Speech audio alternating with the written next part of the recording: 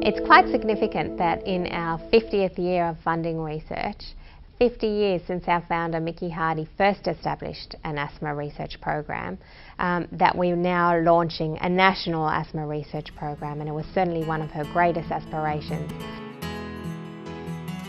50 years ago, Mickey Halliday was the young mother of 2 children with severe asthma. Physicians ignored it as much as they could and ignored the mothers complaining about asthma. The doctors in the 1950s came out of the university as doctors without any real knowledge of asthma. I felt that nobody cared, and I was totally devastated with their attitude towards me, that I was imagining it, that I was spoiling my child, that I was an over-anxious mother, but they didn't recognise it as a disease.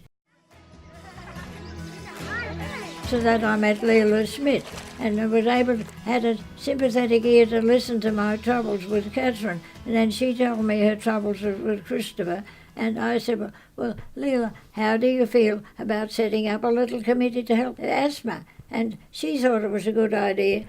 In 1961, the Asthma Foundation of New South Wales was founded, and the first office opened at number 17 Bond Street in early 1962. The foundation's purpose was to raise money for asthma research, and it was immediately successful.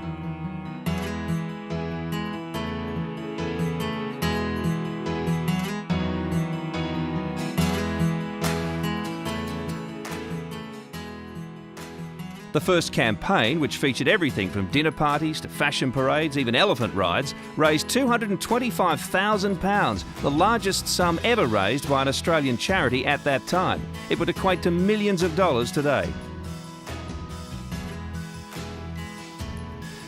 This money helped to kick-start asthma research in Australia and the careers of young researchers like Anne Woolcock,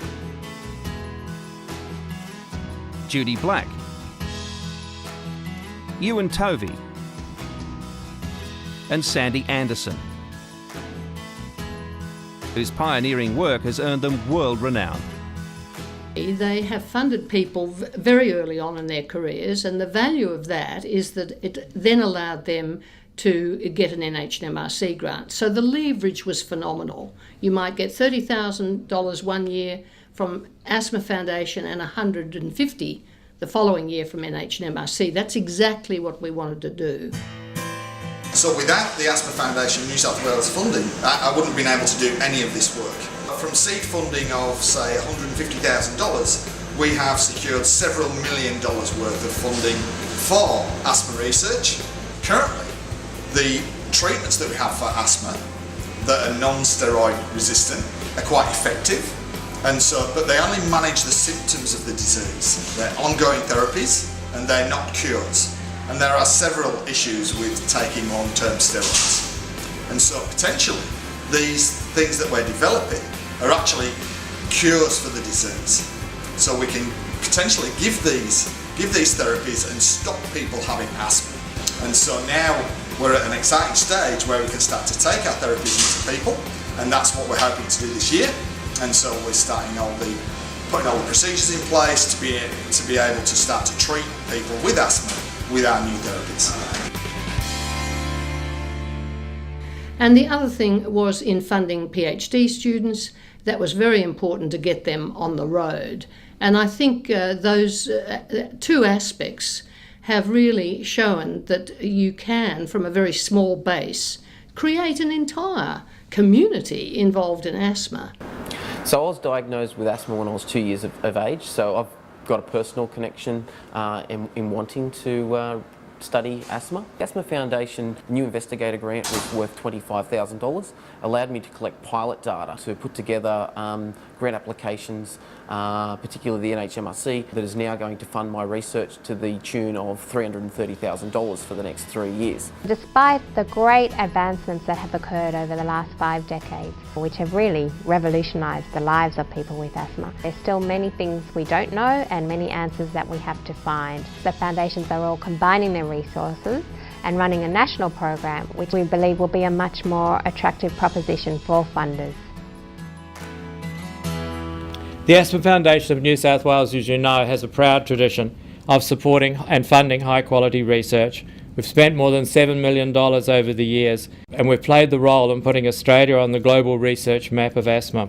This year it was decided to operate the research program on a national basis, thus supporting the very best of research, irrespective of its jurisdiction. And we got 73 applications from that. That is an absolutely staggering number of people around Australia who wanted to do a research program in asthma.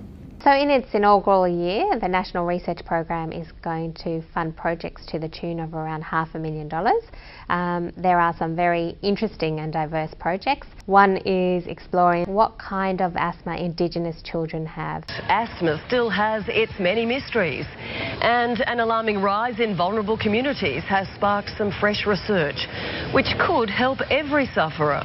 John Hill explains.